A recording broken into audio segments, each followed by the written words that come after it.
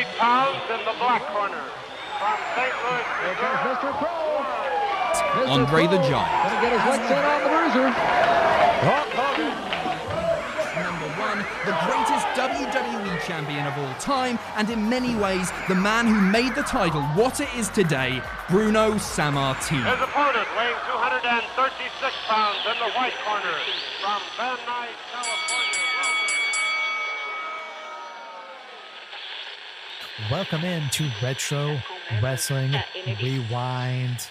This is episode number 27. Yeah, that's right, folks. We have made it to episode 27. We are just that close. Yeah, that's right, folks. From this episode, we are one more week after this away from WrestleCon 2019. As always, I am one half of the greatest Uncrowned Podcast Tag Team Champions of the world. I'm David Fine, alongside the true Long Island IC, the man, the myth, the legend, Alex G. How are you doing on this Dixie Dynamite edition of Retro Wrestling Rewind? Better than most people, I assume. Yeah, I mean, most people, I mean, they're either dead or alive. So, but I mean, can you, we've been talking, off air about WrestleCon. I mean, you have kind of get the fans up to date if they haven't been listening in a minute. Who are you getting meet and greets with? I mean, well, it's a pretty extensive list. Okay, go with the legends. Well, I'm going to go down the legend. I'll go down a few. Jesse Ventura, first and foremost. Who? Right? Jesse the Body Ventura, former governor of Minnesota, the greatest color commentator of all time. That Jesse Ventura. Oh, yeah. Oh, the great Muda. I know him. Yeah. Very excited to see Muda. Very excited to see Flair. Very excited to see Tully, Lex. Would be excited to see Sting, but he's way too expensive, unfortunately. I want to see Brian Cage. I want to see Penta. I want to see Hollywood from Glow. It's going to be a lot of fun. Onita's going to be there. Otani's going to be there. Super excited about those guys. And Ultimo Dragon with Sonny Ono. Yeah. Did you also hear Shane Douglas is going to be there? Shane's going to be there. Samon's going to be there. Mikey's going to be there. Is Meanie going to be there? Hermini's going to be there. I'm not sure. I cannot. I don't know. Can I confirm or deny the appearance of the Blue Meanie? Nope, I cannot confirm or deny anything. So it's going to be fun. We're going to be at booth 45. That's on the second. There's two booth 45s. We're at the better booth 45. We are on the second level. We are right next to Hacksaw. So clearly you're a top, not a bottom. Yes. Good for you. We are right next to Hacksaw Jim Dugan, right across the way from Tough Guy, from Nature Boy Ric Flair, DDP Kevin Nash, Mick Foley, Lita, Trish Stratus. Just a bunch of old shit wrestlers. Oh yeah, no, they're all legends. They're all great wrestlers, folks. We're gonna have, we just announced it last week. We're gonna have a giveaway. We're gonna have a Retro Wrestling Rewind merch. It's not really our merch. We actually do have a piece of. We have a vintage wrestling related basket with vintage goodies. And I just want to kind of drop a bombshell, an Easter egg, if you will. We have a one of a kind. There's only two been made. Retro Wrestling Rewind coffee or hot chocolate mug that is in there. I don't drink coffee because it gives me the doo-doos. Really? Thanks. It does. It gives you the shits.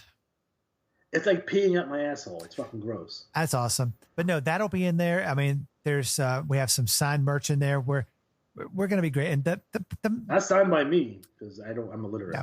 I mean, but folks, you heard Alex G bitching and moaning about all these legends that he's going to see and about how high they are and about Sting's going to be like $150 to get his autograph and a pics with him. Folks, if you want to come by, we'll print out some 8x10s of us. We'll Alex G and I will post. I was going to print 8x10s of Missy Hyatt nude, but yeah, I'm pretty sure I'll go to prison. Probably. You can take pictures of us with us for free or of us for free. We want you to come by, folks. We are going to be there Friday and Saturday. all day Saturday, 9 to 4. Friday, it's kind of sketchy, whatever time I get there. But we will have signups for the Retro Wrestling Basket giveaway. It'll be there. You don't have to be present to win. We will tweet to you. We will text you. We'll email you. And we, if you're not there, we'll Alex will mail it to you, or we'll just keep the stuff for ourselves. But that's beside the point. But folks, we're also going to tape. We're an interactive show. We love our fans. So it may not seem like sometimes not fan. Hey, we have 1,050 Twitter followers, so we at least have that many fans, buddy. I know we don't have as many as your Twitter account, but I mean, speaking of that, before I go on this tirade and rant, before we talk about Dixie Dynamite Clash of Champions 14, how can people, if they don't want to hear my stupid voice, how can they hear your stupid voice on your Retro Games YouTube channel? What you want to do, you go over to Twitter and you type in RW Games Presents, and then you follow me. That's a nice first step. In addition to that, you want to go over to YouTube, you type in Retro Wrestling Games in the search bar. You click it with the first one that appears. At that point, you go to the main page where you can subscribe. Watch a video. We have 292 up currently. So enjoy. I mean, that is a lot of freaking followers, buddy. I sure is. And as I kind of broke last week, got some awesome news. No, I'm not attending WrestleCon. That would probably be a blessing for a lot of people to see my ugly face. But no, I'm gonna be breaking bread and saying grace and doing some. You're going out with a date with Bill Apter. Yes, that's it. The funny thing is that's exactly what my wife said. We were over at my parents' house eating dinner with the kid. Couple weeks, like 2 weeks, or 2 weeks ago, when I found out that I was gonna be going out with him, and my wife said, "Oh, you're going out on a date with your friend?" I'm like, "No, we're gonna go eat some pizza, do some karaoke in New York City." So, folks, it sounds like a date to me. There's gonna be other people there, so it's not. It won't just be. I never stopped you before, from what I understand. Listen here, I'm no. Who's that guy we talked about last week that's in prison forever? On the AW? There's a couple. This is a couple of different ones. Buck Zumhoff. I'm no Buck Zumhoff, so just want to tell you. Bless you. Thank God. But no, if you want to know the hijinks and shenanigans that Bill Abner and I get into in New York City, which I was told he has to get back because he's staying with his daughter in New York, and he's got to get back to her place by midnight. So hijinks and shenanigans and tomfoolery are. Trust me, folks, it's going to be recorded and it's going to be put somewhere. I'm not going to do it without his permission, but we're going to have some hijinks and shenanigans. And if you want to know what and if you don't see David Fine on Saturday morning, he'll be in prison. I told my wife, I said, I may be arrested. I know a couple bail bondsmen, in Georgia. They could probably bail me out in New York. Never been in prison. It's not a place I want to go. Don't want to start, but if you want to know what hijinks and shenanigans that we went up to, don't ask Bill Abner. Come to our booth on Saturday, 9 to 4. I'm going to probably be hungover as shit, but we'll have a good time. We'll record some of your memories because, folks, we're all about the past. When wrestling was wrestling, it wasn't sports entertainment. It was fucking wrestling. They never referred to it as sports entertainment. I mean, it was back in the time. This is back in the day, and actually Jim Ross did in 1982, but that's neither here or there. I mean, not for nothing. It's true. Go back and watch Mid South from '82. Yeah, I know. Anyway, I got on a tangent. I forgot, but no, I know. I mean, folks, if you making out with Bill Apter and going on dates. I mean, that's. I mean, you have to pay extra to see that. But no, we cover stuff. We cover when wrestling. You couldn't find out the results most of the time online because there wasn't no internet. When wrestling was wrestling, I just get passionate about it because I love wrestling now. But agree or disagree, Alex, that it's so predictable, but back then it wasn't predictable. Your thoughts? The show was a hell of a lot easier to consume in the 80s and 90s. Watching professional wrestling, at least in the WWE, in particular, is a chore. You literally have to make an appointment. It's literally 3 hours of your life on a Monday, 2 hours on a Tuesday, and then God forbid there's a pay-per-view. That's about 10 hours of WWE. And it's way too much. And since the booking doesn't necessarily make any sense and no one's over, they don't really have any stars, it's rough. Yeah, I mean, it's rough, but I mean, it's neither, like you said, neither here nor there. But, going to the topic at hand, episode 20, whatever the hell episode we are, 27. God, I've been drinking heavily today, but, and it's been hanging out until after. I mean, I've been drinking heavily. It's only Wednesday. God, it's only hump day. We're halfway there, but folks, if you want to, it's hijinks and shenanigans. But anyway, speaking of hijinks and shenanigans, Dixie Dynamite, it was the first event that Dusty was back booking after his brief stint in the WWF. This show is named after Dixie Carter, by the way. Not Dixie Carter of TNA fame, but Dixie Carter from Designing Women. But this fun fact, I'm sure you probably know, but I'm not sure if any of our... You went on a date with Dixie Carter from Designing Women? That's fucking awesome, dude. Congratulations. Yes. He was also Different Strokes for no reason. But I mean, the other thing that people probably, if they've been listening to the show for a while, for the past couple episodes, we know of the show's relationship with JERRY, JARRETT, that's Double J, Jerry Jarrett, the creator and the founder and the brains behind the Jared Parsons Wrestling TV network, which is free on Roku. I mean, I can't believe we forgot to mention them. I mean, have you been watching some of this show? I mean, some of this stuff. I have. It's really interesting. I dig it quite a bit. Lots of great wrestling footage that I have not seen before, and I'm always looking for stuff that I've never seen. I mean, it's one of those things. I mean, coming up in the next couple of weeks, we're going to be dropping our Jerry Jarrett interview. Got him coming on the program, so it's kind of. That's what we should do. We should get Retro Wrestling Rewinded branded Roku devices. Hey, hey, we're only on episode 27, so when we get to 30. We'll talk. We gotta think big. We got to think big. Thinking of big, they were going to have this originally set at the CNN Center in Atlanta, but due to security reasons arising from the escalation of the Persian Gulf War, they moved it to the Georgia Mountain Center. Oh my God! What is this, WrestleMania 7? No, Sergeant Slaughter was not on the show. But I mean, what were your thoughts before we get into it of the overall show, the feel, the matches? It's a bad episode of WCW Saturday Night. That's what it is. This is not an event show. This is not a show that would be the caliber of past or even future Clash of Champions. This is literally like a bad episode of Wrestling Challenge. I mean, why do you say that? Because there's fucking jobber matches on here. Like, what the fuck, dude? I mean, it was free TV. The fuck, they're not going to have jobber matches on a fucking Clash of Champions. That's ridiculous. Is the roster light? Is people hurt? I don't understand what's happening here. Why do we have Brian Pillman versus Buddy Lee Parker on the? That's a match that we can see anytime on like main event or worldwide. I mean, the one thing I'll give them is they stay within a time limit. I mean, you add up all of these times in this matches all the way to the main events. Ric Flair versus Scott Steiner. It would mean one Brock Lesnar match. So I mean, short fucking show. Yeah, I mean, have you noticed that the Clash of Champions, they tend to be a little on the short side?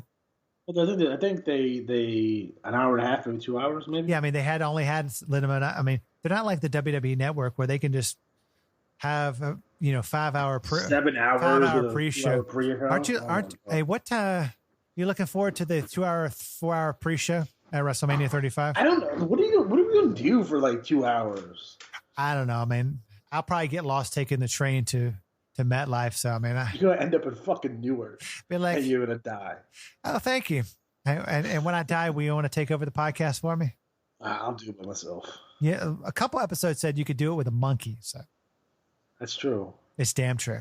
Speaking of that, speaking of a legend, kind of going to modern wrestling, but dipping into the past, who do you think they're going to put against Kurt Angle for his final match in WWE? Realistically, it probably should be Cena, just because they probably Of anyone that can currently still wrestle, they probably wrestle the most. Yeah. To be completely honest, I mean, realistically, it probably would have been Edge or Benoit, but they're not going to be necessarily around. It could be the Undertaker. That's going to be awful. Yeah. Edge maybe, but Benoit, he won't make the show. No, I don't think Benoit's going to be there. Sorry, didn't mean to bring down the show, but no, I mean, I think it's going to. Christ, dude. Huh? Fucking Christ.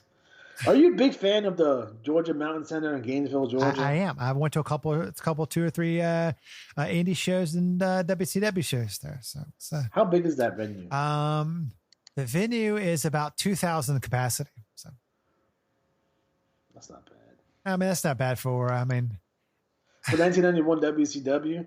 Now, for the most part, as someone who grew up in New York and watching these shows, a lot of people will often criticize WCW and to a lesser extent Jim Crockett Promotions for being too Southern or really Southern based. And I never felt that as a child. I never thought that WCW was too Southern or even Southern at all. I didn't know anything. But, there wasn't necessarily a ton of fans up here in New York. There were a few, but they never ran here with any kind of regularity. So every once in a while they might run the Nassau Coliseum. Every once in a while, like once every couple of years, they might like run the Meadowlands or something like that. But they never ran up here enough to get probably enough of a following for people to be kind of rabid WCW fans like they were for the WWF at the time. But looking back at some of these shows, I'm like, not for nothing, they might be too Southern. Looking back as an adult, as a kid, I didn't notice it, but like even Dixie Dynamite in general is kind of a, that's just we're gonna be Southern. Okay. And speaking of Southern, Dusty's back. Yes, Dusty. And speaking of Southern, my favorite tag team of all time, the greatest rock and roll band in the history of this great sport, the Fabulous Freebirds, Jimmy Garvin, Michael P.S. Hayes defeated the Southern Boys, Tracy Smothers, and Steve Armstrong. Sure about that? Oh, sorry. I am looking at the wrong show. Yes, that would not. Yeah, I am on the wrong show. Oh, good Lord. Sorry. I'm sorry. My whole thing skipped down. That would have been a great show, but no, Sting. And the opening match, we have Sting and Lex Luger, who defeated Doom, Ron Simmons, and Butch Reed by disqualification when Butch Reed threw Sting over the top rope. Hey, folks, we're walking without a tightrope. This stuff happens. But if you want to see us, see me mess up, got to come see us at WrestleCon booth 45 floor. We're on the second floor. Yeah. What were you? Well, someone just got a text message. What were your thoughts on Sting and Lex Luger at this time? I love Sting and Lex Luger. Again, they're getting ready for their match against the Steiners at Super Brawl 1, which is a fantastic match. Everyone should go out of their way to see it. And this is basically the end of Doom because Ron Simmons and Butch Reed will go on to have a match over at Super Brawl 1. So this is the end of Doom. We have Sting and Luger going after the tag titles after this. It accomplished what it needed to accomplish here. Weird to see Sting and Lex Luger in the opening match, but it is WCW 1991. So yeah, man. And how many days after the Royal Rumble? Because Dusty was at the Rumble. There's probably a week. He's probably been in a week at this point. Man, he was at the Rumble and then he just went to WCW. Yeah, because he had the match with him and Dustin versus Ted DiBiase and Virgil, where that's the match where Virgil turns. Oh yeah, I was watching that match. That's actually not a bad match. I mean, no, it's pretty good. What are your thoughts of Virgil? As a human being or as a wrestler? As a human being. He's all right. A wrestler. I preferred him as Soul Train Jones and fucking Memphis. And I'm surprised that Vince didn't use that gimmick because he essentially, for those of you who have not watched Soul Train Jones and Memphis, he was basically Apollo Creed. At least dressed like it. Pro USA, jacked up dude. Like, I figured Vince would be all in on that, but it's not. Were you a big fan of his, of Soul Train Jones? I mean, big. I like it. It's good enough. Yeah, man. And speaking of good enough, the next match, Tom Zink defeated Bobby Eaton for the WCW World Television Championship. You know why this match is interesting? Because it's got Tom Zink in it. Because Tom Zink wasn't the TV champion at the time because he lost it to Arn Anderson on January 7th. but they didn't air that on TV yet, so he was still the champion.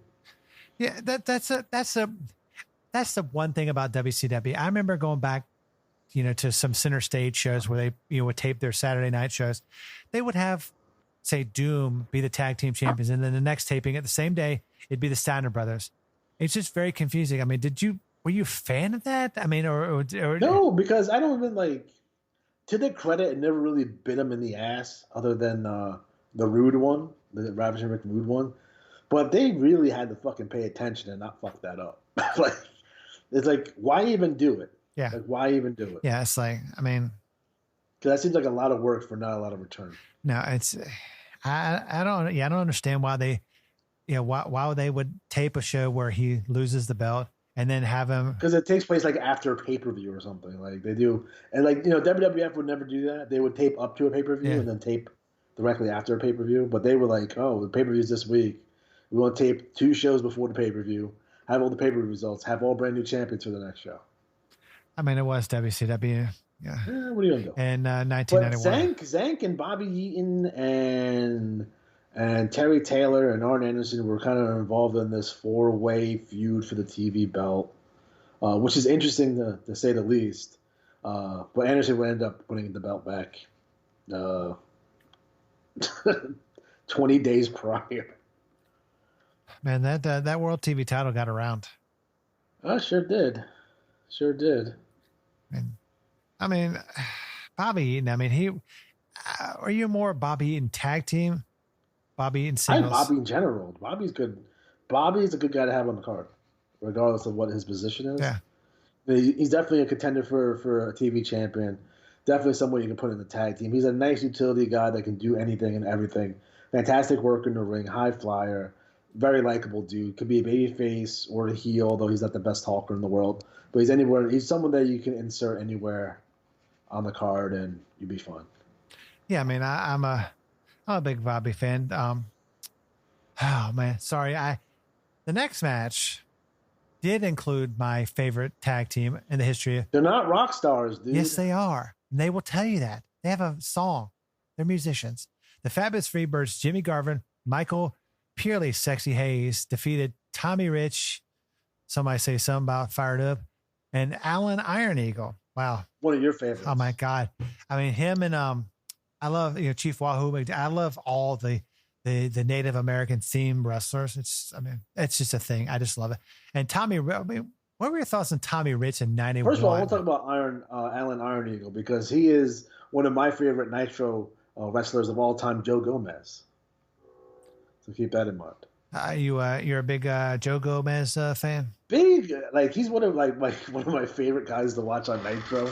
He would never necessarily win. Yeah. But he was constantly on Nitro. And he would be one of those guys oh, fucking Joe Gomez, fucking awesome. That's funny. I mean, and what are your... It's just Ice Train coming through. Yeah. So I mean, choo-choo. Yeah. What was your thought of Tommy Rich at 1991? Say again, the train's in my ear. What were your thoughts on Tommy Rich back in 1991? Fucking, he should have retired in 1989. Yeah, I mean, he should have. Man, I think I met him. I like Tommy Rich in Memphis. Yeah, man. Anytime he goes to Memphis, he's good. He feels relaxed. He feels comfortable. He feels good. Anytime I see Tommy Rich on a national stage, I'm like, that's not so good. Yeah, man. I mean, yeah, I'm not a fan, but I mean, I remember meeting him. I think this was back in 91 when I met him at a show in Rome, Georgia. Was he drunk? No, but he was high as hell. Oh, okay. And he had his kid, but I mean, that was just weird. But somebody say something about Fired Up. And then he played the freaking full-blooded Italian. God. Yeah, that was hilarious. I love that. Yeah, I mean, this match, went 5:59 or 5:53. I mean, the Freebirds won as always. The next match, fucking squash match. Sid Vicious. That's what I'm saying, dude. Look, they got jobber matches on this. Sid Vicious, he must have just been off his one of his softball victories. Defeated Jumpin' Joey Max in 1 minute and 11 seconds. What the hell? Sid Vicious not long for this world, by the way, in terms of WCW, because he's gone. I don't think he makes it to the summer. I mean, what the hell's the point of having a 1 minute and 11 minute match? On Clash Champions? I don't know, dude. It's like Sid's already over. I don't think you need to get him over anymore. No. You could have had fucking Sid versus Brian Pillman and been awesome. Yeah, I mean, and speaking of Pillman, his son, Brian Pillman Jr. is going to be at WrestleCon. You going to try to meet him? Yes. He's a good dude. He's good people. But yeah, I mean, the other person I know you're going to try to meet is Priscilla Kelly. Who? Shut up. You know who she is. Who? You're also going to go to the penis party with Joey Ryan? No, I mean, you and Bill Apter going to the penis party. That's for sure. I mean, hey, if they say, hey, David Fine, you want to ring announce the penis party? I will be all over that. That sounds. They're going to give you a penis-shaped microphone. Sadly, they probably would. That would probably be their shit. They're like, oh my god. But yeah, I mean, it's just, I don't know. This whole thing with wrestlers having like gimmicks like that. I mean, what are your thoughts on that? I mean, you never saw that back in the day. Not necessarily. Now, I don't like it. It's not my thing. It's not for me. I don't begrudge anyone who likes that fucking shit, right? But it doesn't make, like, what bothers me probably more is anytime they do kind of shit on what I guess you're supposed to, quote unquote, be serious wrestling shows. You know what I mean? Like, if it was like XPW was owned by a porno company, right? And it would make sense in that environment, right? So like Joey Ryan, Priscilla Kelly, and XPW would make a whole lot of sense, and their fans would probably really, really dig it with all the other crazy shit they were doing at XPW at the time. But you have some of these other promotions out here, and if I was an independent promoter, it was like I wouldn't necessarily want to book them on my card. Yeah, I mean it'd definitely be interesting if when we find out from you how that penis party was. So, well, you're going. I mean, me and Bill Atner is going to go. They're going to go karaoke, and we're just going to have a good time, and then say, hey, let's go to the penis. Bill Apter, Mel Phillips, Tony Atlas. Oh God, hope Tony Atlas is there. That'd be great. I know Mark Henry's going to be there. The world's strongest. The world's strongest. The world's nicest guy, and the world's strongest man. So, or at least he was. But yeah, moving on from this 1:11 match with Sid Vicious and Jumping Joey Max, Terry Taylor with a very vivacious and very pretty Alexander York defeated Ricky Morton in 11 minutes and 53 seconds. Yeah, he sure did. Now, this is kind of the birth of the York Foundation, and Terry Taylor would become Terrence Taylor, and then Ricky Morton does the turn and becomes Richard Morton or Dick Morton, if you want to be a jerk about it. And you are a jerk about it. Again, this is intertwined with this WCW World Television Championship feud, so they've been going back and forth for this for a couple of months. God, it's like, I don't know. Do you like Terry Taylor when he's not being racist? According to lawsuits from WCW. I'm a big fan of his Red Rooster days, but are you? I am. You're not a terrific Terry Taylor guy. Like I like Terry Taylor in like Mid-South. Yeah. Like, he was really good there. Yeah, I mean it was okay. I mean this match was it was. Moral of the story: watch more Mid-South wrestling. Yes, folks, we're going to give you some homework. What is the homework? Watch more Mid-South wrestling. I mean, they don't have a lot of it. Do they have any of it on the network? Yeah, no, there's a bunch there. I think it's a couple of years worth of TV. The tough part about watching a lot of these shows, Mid-South, Georgia Championship Wrestling, is that they're promoting house shows that you'll never see. Yeah. So they have all these big matches. Like, for example, in '83, they're promoting like Roddy Piper versus Buzz Sawyer dog collar match. That seems like on paper sounds fucking awesome. And the promos and the stuff leading up to it is fantastic. But unfortunately, you never see the match, so you don't. Yeah, because it was a house show. So. It was a house show, so it's like, and that can be rough from time to time, in promotions that took place kind of in the pre pay-per-view era. So. Yeah, I mean, it was it's kind of rough. Do you like single wrestler Ricky Morton? No, I do not. I mean, everyone knows that fucking Robert Gibson was hurt there this time. He's been hurt for a while, but he would come back at the Great American Bash '91. Yeah. But it's weird because when they turned Ricky Morton to Richard Morton, and he was supposed to be like all like corporate and stuff, Still dressed like the Rock and Roll Express. Yeah, you should have changed your outfit. I don't understand that, but I mean, you think it's just laziness, or do you just think they just didn't give No, two I shits? think this is what I wear. That's it. Yeah, I mean, or yeah, he's like, this is the only tights I own, so it's like, hey, fuck it. Like he could have probably used the gimmick change. It probably would have kept him for a while. Yeah, I mean, when you're supposed to be the doing in the York Foundation, you should probably dress a little better, but Like if you're gonna be like a hair metal type of rock and roll pop star fucking group, but it's 1991 and we're rapidly approaching like the grunge era of the 90s and the rap music of the 90s and that kind of stuff. You kind of no one was necessarily listening to like Poison or Rat, post 91. So yeah. The next match has your favorite wrestler, Ranger Ross. El Cubano. Yes, Ranger Ross defeating El Cubano, the Cuban. Ranger Ross is also in prison, by the way. No, he's not. Yeah, he is. Dude robs banks. You're making false accusations. Do you personally know Ranger Ross? Like, did he go with you to the original penis party? I don't understand because he's definitely in prison. He's definitely in prison. Let me see. Did you find this out on his Wikipedia page? No. Ranger Ross was arrested at his home at Ackworth for formerly charged with bank robbery as the motorcycle bandit, an unidentified man who made his escape on a Honda motorcycle. Following the robbery of a bank in downtown Ackworth, Ross surrendered to federal agents on February 9th. February of what year? This is 1996. Yes, and then of course, then at the end, of course he moves in next door and is now your next door neighbor. Yes. It says now he's now attends seminary and is in the ministry. Yeah, in prison.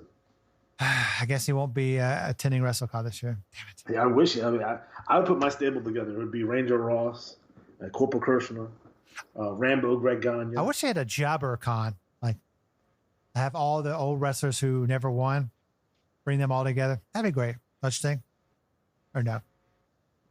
I mean, who would you want? You get Joey Maggs, Barry Horowitz, Italian Stallion, George South, the Mulkeys.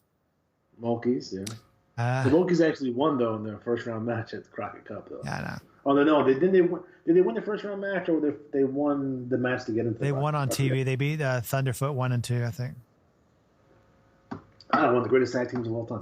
Yes, I know. And then he defeated El Cubano in but else's era. He's awesome. The 3 minutes and 5 seconds. I mean, it's just typical Ranger Ross match. I mean, it was. Everyone loves the Cuban assassin. Yep. He's awesome. So why was he El Cubano? I don't know. It's WCW 1991. They do shit like that. And Dusty was booking, so. Yes. In addition, he was also El Hombre de Havana, El Sanguinario Cubano, El Cubasmismo, the assassin, the Boricua, the Cuban assassin, David Passion, David Sierra, the Destroyer, El Cubano, El Specialista, Fiel Barrio, Fiel Sierra, and Top Gun. That's a lot of gimmick changes. Yeah. He's in Brutus Beefcake levels.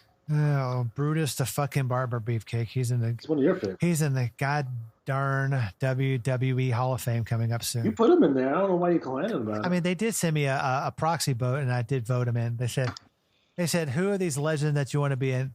I know you voted for Coco. I did. And Frankie. Actually, I didn't want to put in Frankie. The hell with that bird. They should have an animal wing of the Hall of Fame. You can have Damien, Frankie, Matilda, and Winston if you want to be a jerk about it. You can have the dragon when you had that fucking dragon, the kimono dragon. The sewer rats from fucking Bad News Island. Those are cool. Oh, yeah. I mean, there was a lot of dumb... WCW didn't have a whole lot of animals. They had... the Steiners had a dog for a while, but that was about it. But they also had Judy Bagwell on a pole match, so...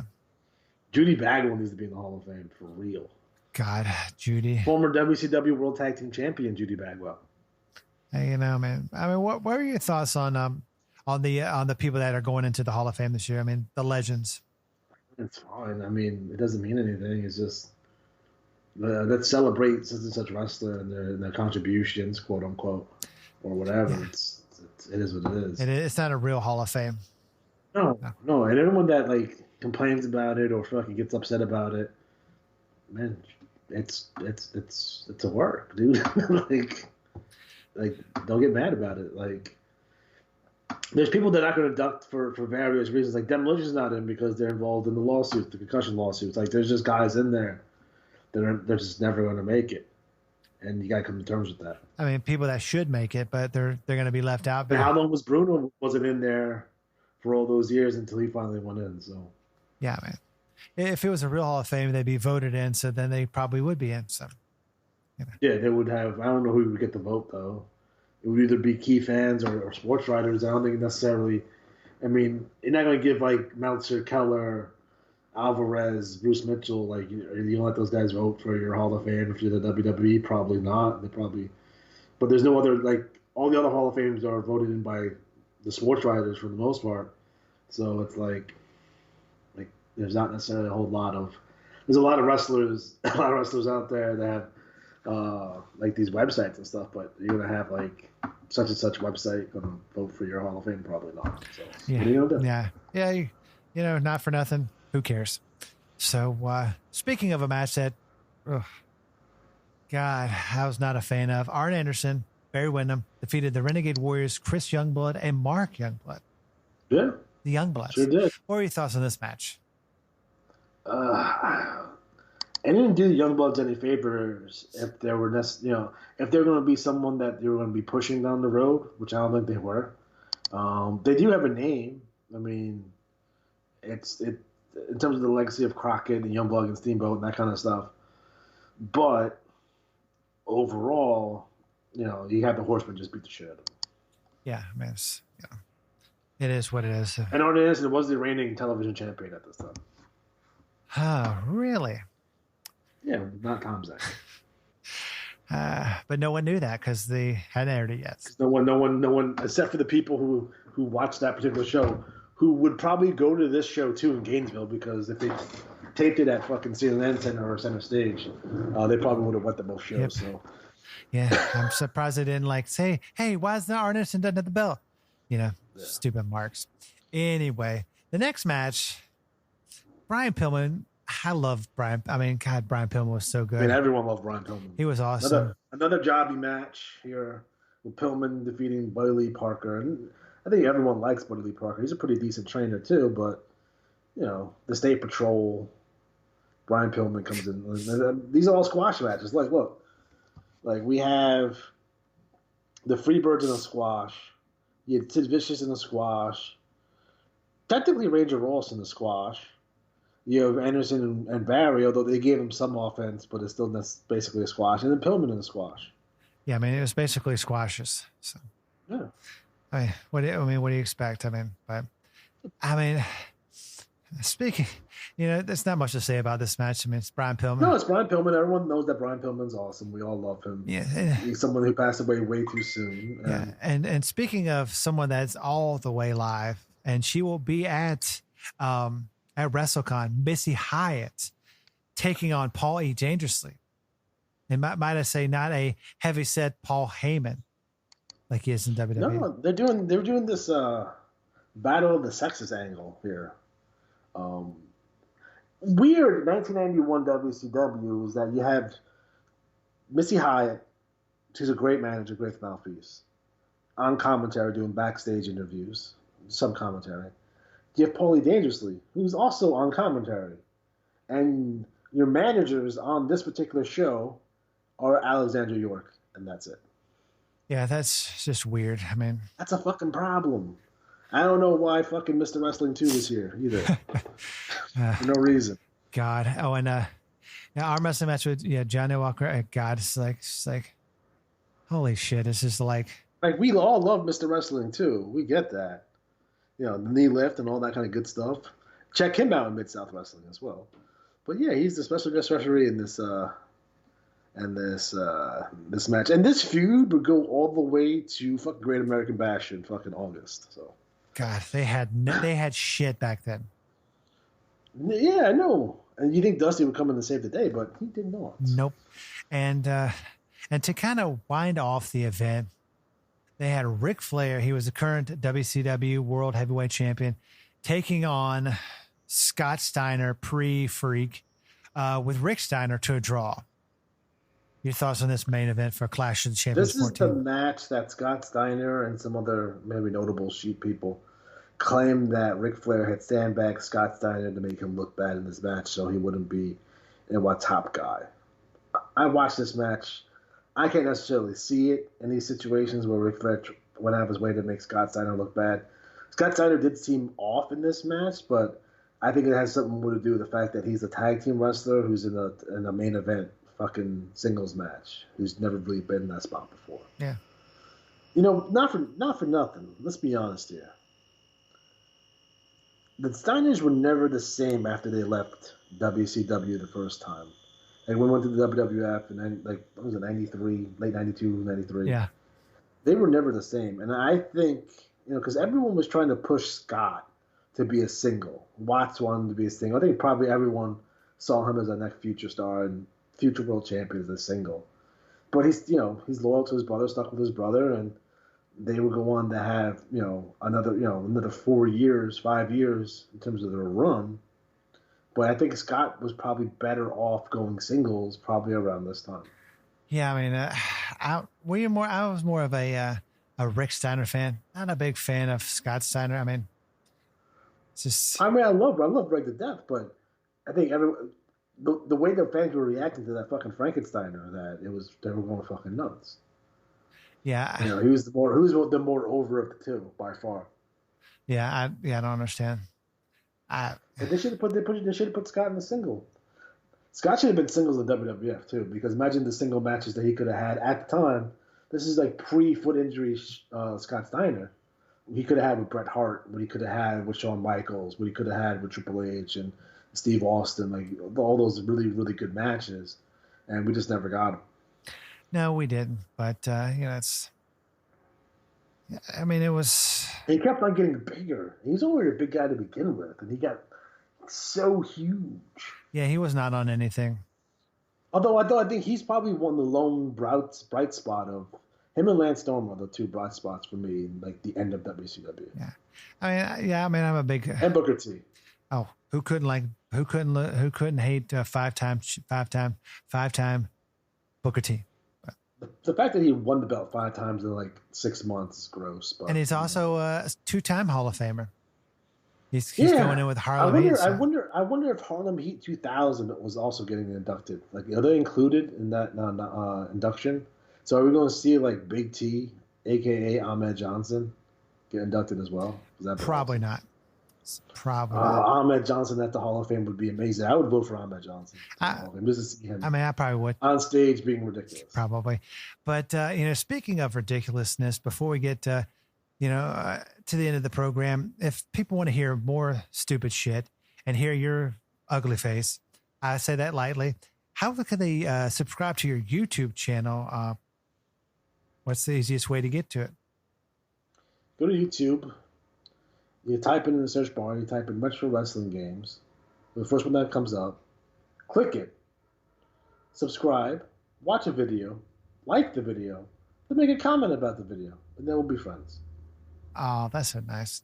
I think that's how we met, but yeah, that's neither here nor there. So it was you sending me dick pics in my DMs, but it could have been somebody else. I mean, it could have been Joey Ryan, but that's neither here nor there. But not for nothing. But yeah, I mean, I think he has a hook penis. It looks like Captain Hook's arm. I'm sure. We'll find out at the penis party. You let me know. Please. I will get Bill Opner to tell you. He'll probably find out. But if you want to follow the show on Twitter, we are at the RW Rewind. Just follow us, like us, tweet us, give us feedback. Say, hey, I love the show. I don't like the show, but I would like the show better if you did this. Because, of course, folks, we don't listen to feedback. No, we don't. Because you know what happens next week? We are WrestleCon week bound.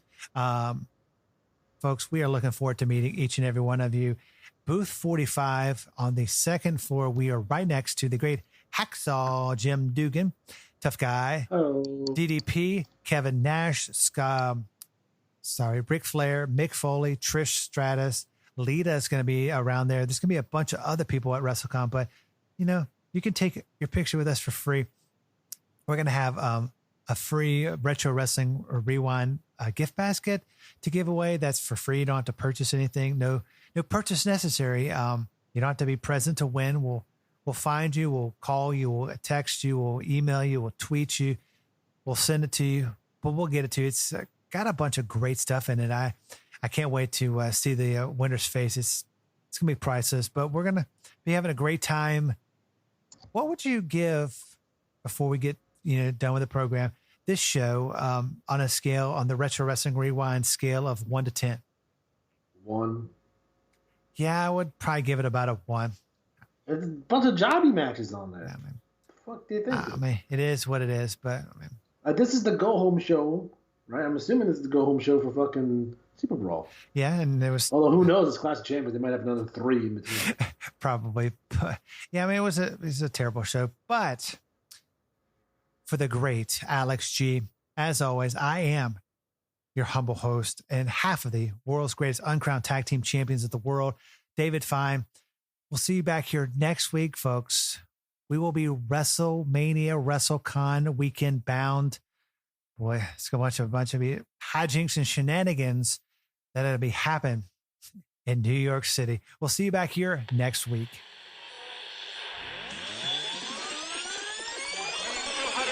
238 pounds in the black corner. From St. Louis, Here comes Mr. Crow. Mr. Andre the Crow Giant. Gonna get his licks in on the bruiser. Hulk Hogan. Number 1, the greatest WWE champion of all time, and in many ways, the man who made the title what it is today, Bruno Sammartino. His opponent weighing 236 pounds in the white corner. From Van Nuys, California.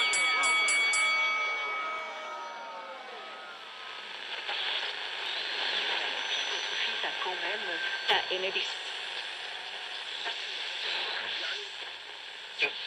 Rejoice.